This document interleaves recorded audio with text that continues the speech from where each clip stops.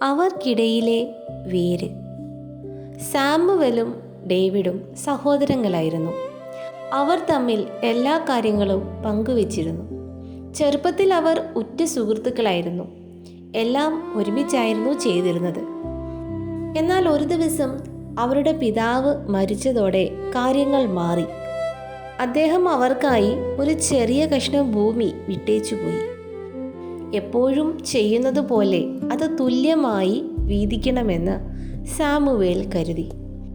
എന്നാൽ ഡേവിഡ് വർഷങ്ങളോളം തൻ്റെ രോഗിയായ പിതാവിനെ തനിയെയാണ് ശുശ്രൂഷിച്ചത്. അതിൻ്റെ തളർച്ചയും സങ്കടവും കാരണം ഭൂമിയുടെ വലിയ പകുതിക്ക് താൻ അർഹനാണെന്ന് ഡേവിഡിന് തോന്നി. അവരുടെ അഭിപ്രായ വ്യത്യാസം പെട്ടെന്ന് ദേഷ്യമായി മാറി. സ്വന്തം സഹോദരനേക്കാൾ കൂടുതൽ നിനക്ക് എങ്ങനെ ഭൂമിയെ സ്നേഹിക്കാൻ കഴിയുന്നു? ആഴമായ വേദനയോടെ സാമുവേൽ ഒരു ദിവസം ചോദിച്ചു. ഡേവിഡ് മുഖം തിരിച്ചു. അവൻ്റെ ശബ്ദം ദയയില്ലാത്തതായിരുന്നു. നീ നിന്റെ ജീവിതം ആസ്വദിക്കുമ്പോൾ പിതാവിനെ പരിചരിക്കുന്നത് എനിക്ക് എത്ര കഷ്ടമുള്ള കാര്യമായിരുന്നു എന്ന് നിനക്കറിയില്ല. അതിനുശേഷം അവർ സംസാരിക്കുന്നത് പൂർണ്ണമായും നിർത്തി.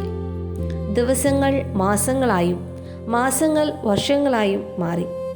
അവർ പരസ്പരം വിവാഹങ്ങളിലും മക്കളുടെ ജനന സമയത്തും സഹകരിച്ചില്ല. അവരുടെ ദേഷ്യം അവരെ മാത്രമല്ല കുടുംബത്തെ മുഴുവൻ വേദനിപ്പിച്ചു.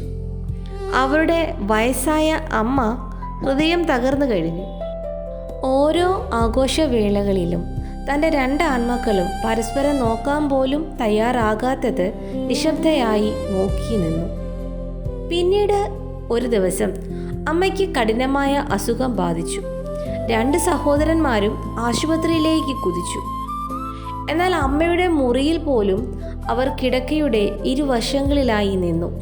സംസാരിക്കാൻ ഇപ്പോഴും അവരുടെ അഹംഭാവം സമ്മതിച്ചില്ല. പതിയെ അമ്മ കൈനീട്ടി. അവർ ഓരോരുത്തരുടെയും കൈകൾ പിടിച്ചു.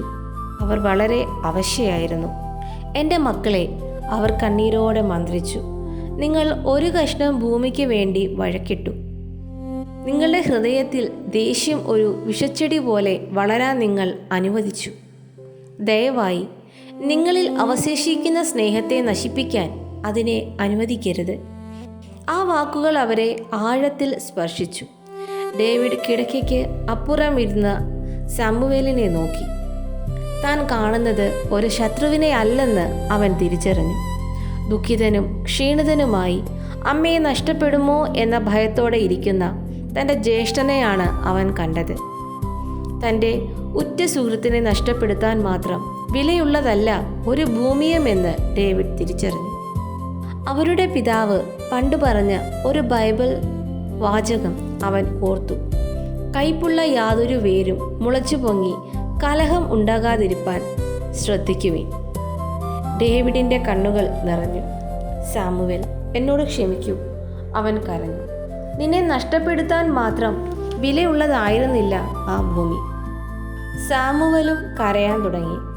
എന്നോട് ക്ഷമിക്കൂ ഡേവിഡ്, പിതാവിനെ നോക്കാൻ നിനക്കൊപ്പം ഞാനും ഉണ്ടാകണമായിരുന്നു.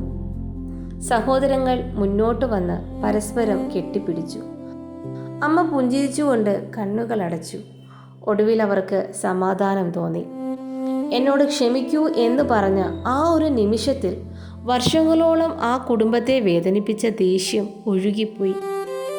പാഠം: ദേഷ്യം ചെറുതായി തുടങ്ങിയേക്കാം, പക്ഷേ നിങ്ങളത് മുറുകെ പിടിച്ചാൽ അത് വേരുപോലെ ആഴത്തിൽ വളരുകയും ചുറ്റുമുള്ള എല്ലാവരെയും വേദനിപ്പിക്കുകയും ചെയ്യും.